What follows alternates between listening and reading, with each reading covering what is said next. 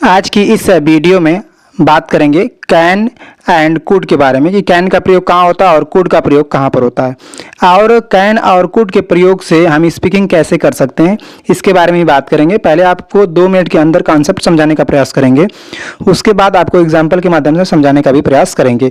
तो कृपया अगर आप चैनल पर नए हैं तो चैनल को सब्सक्राइब कर लीजिए और वीडियो को लाइक कर दीजिएगा।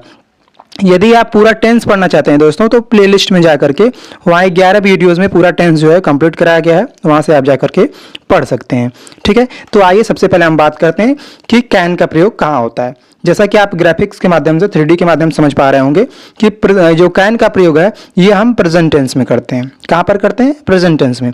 और कुड का जो प्रयोग है ये हम करते हैं पास्ट टेंस में।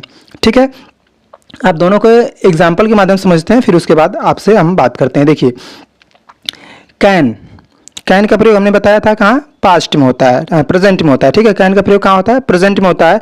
जैसे I can read a book, मैं एक किताब पढ़ सकता हूँ। अगर इस तरह बोलना है कि मैं एक किताब पढ़ सकता हूँ तो आप बोलेंगे आई रीड अ बुक, मैं एक किताब पढ़ सकता हूँ। ठीक है, आई कुड रीड हिंदी, यानी मैं हिंदी पढ़ सकता था। यहाँ देखिए पास्ट में जब जाएगा तो कुड का प्रयोग होगा, तो आप बोल सकते हैं कि आई कुड रीड हिंदी, यानी मैं हिंदी पढ़ सकता था। और वहीं बोलेंगे कि मैं एक किताब पढ़ सकता हूं तो I can read a book. ठीक है, यदि आप बोलते हैं कि यू कैन रन, यानी तुम दौड़ सकते हो, वहीं पास्ट में बोलना हो तो आप बोलेंगे यू कुड रन, तुम दौड़ सकते थे। वी कैन प्ले क्रिकेट, हम क्रिकेट खेल सकते हैं। और वी कुड प्ले क्रिकेट, हम क्रिकेट खेल सकते थे हो जाएगा। Radha can buy a car, Radha एक कार खरीद सकती है। Radha could by a car, Radha एक कार खरीद सकती थी। ठीक है, तो आपको समझ में आ गया होगा कि प्रेजेंट में कैन का और पास्ट में कुड का प्रयोग होता है। आइए कुछ और एग्जाम्पल के माध्यम से हम समझने का प्रयास करते हैं। जैसे मैं अंग्रेजी बोल सकता हूँ, मैं अंग्रेजी बोल सकता हूँ, तो आई कैन स्पीक इंग्लिश। यहाँ देखिए स्पीक में SPEAK होना चाहिए, यहाँ पे एस की जगह ए होना चाहिए था स्पीकिंग में। ठीक है, टाइपिंग मिस्टेक है। तो मैं अंग्रेजी बोल सकता हूँ, आई कैन स्पीक इंग्लिश। ठीक है, मैं हिंदी बोल सकता हूँ, आई कैन स्पीक हिंदी। मैं उर्दू बोल सकता हूँ, आई कैन स्पीक उर्दू। ठीक है, मैं फ्रेंच बोल सकता हूँ, आई कैन स्पीक फ्रेंच। तो इस टाइप से आप कुछ भी बोल सकते हैं।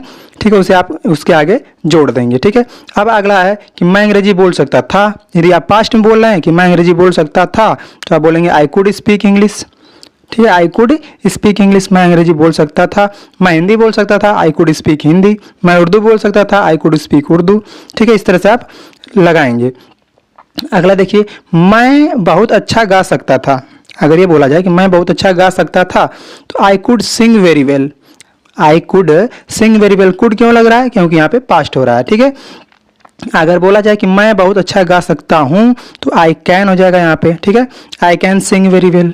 ठीक है ना, तो इस तरह से आप कैन और कुड का आई थिंक कि आप समझ गए होंगे। अगर आप प्रयोग समझ गए हो तो चैनल को सब्सक्राइब करके वीडियो को शेयर जरूर करिएगा दोस्तों।